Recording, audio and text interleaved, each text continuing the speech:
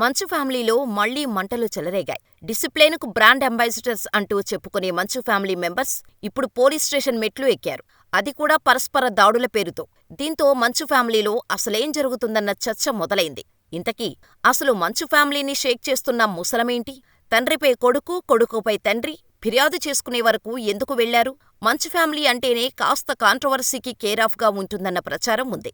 మోహన్ బాబు కావచ్చు, మంచు విష్ణు కావచ్చు, ఇలా ప్రతిసారీ ఏదో ఒక వివాదంలో ఉంటుంది ఈ కుటుంబం. అయితే ఎప్పుడూ బయటి అంశాల్లో ఉండే ఈ వివాదాలు అంతర్గతంగా ఉన్నట్టు బయటపడింది మాత్రం విష్ణు వర్సెస్ మనోజ్ గొడవతోనే. నిజానికి అప్పటికే ఈ ఇద్దరు అన్నదమ్ముల మధ్య వివాదం కొనసాగుతోందన్న ప్రచారం జోరుగా ఉండేది.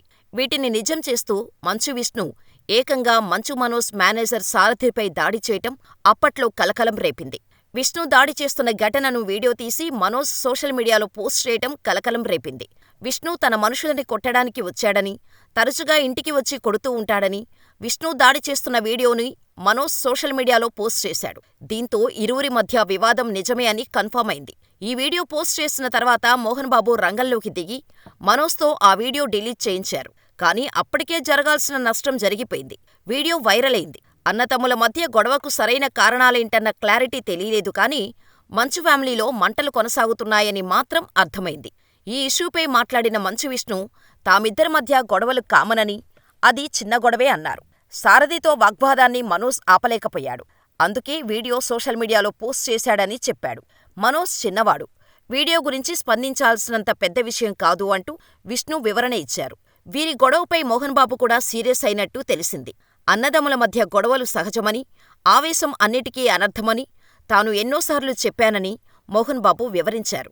ఇదిలా ఉంటే ఈ గొడవ జరిగిన తర్వాత మంచు మనోజ్ సోషల్ మీడియాలో మోటివేషన్ కొటేషన్స్ని పోస్ట్ చేస్తూనే ఉన్నాడు.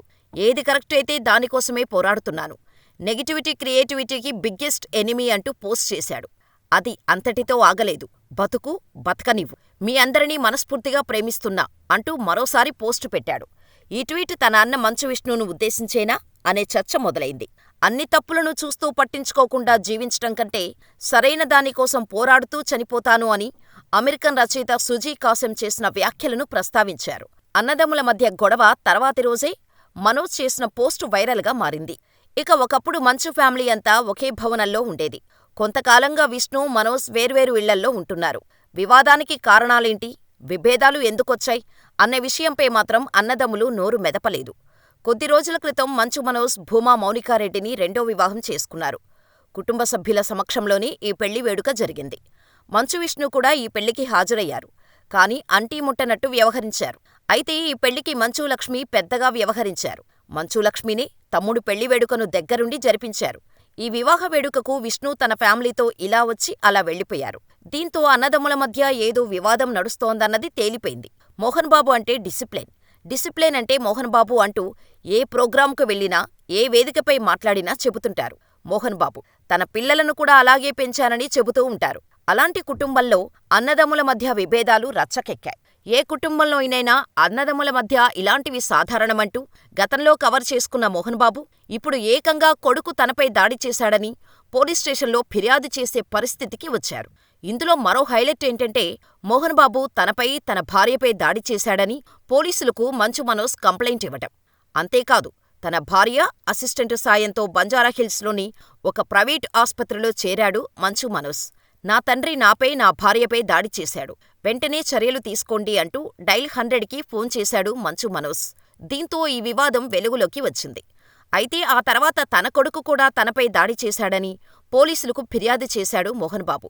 దీంతో ఈ వివాదం మరింత ముదిరినట్టు తేలింది. మనోజ్పై మోహన్ బాబు అనుచరుడు వినయ్ దాడి చేశాడని, దాడి చేసిన వినయ్ విద్యానికేతన్ సంస్థలో కీలక పదవిలో ఉన్నట్టు తెలుస్తోంది.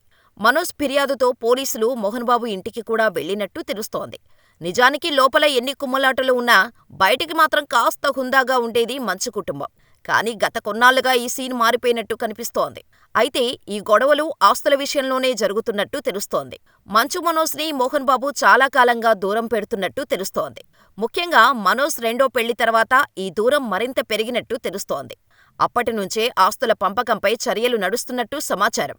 అయితే మోహన్ బాబు పెద్ద మనసుతో చిన్నోడిని అక్కున చేర్చుకొని ఉంటే ఈ సమస్యలే వచ్చి ఉండేవి కావని సన్నిహితులు అంటున్నారు.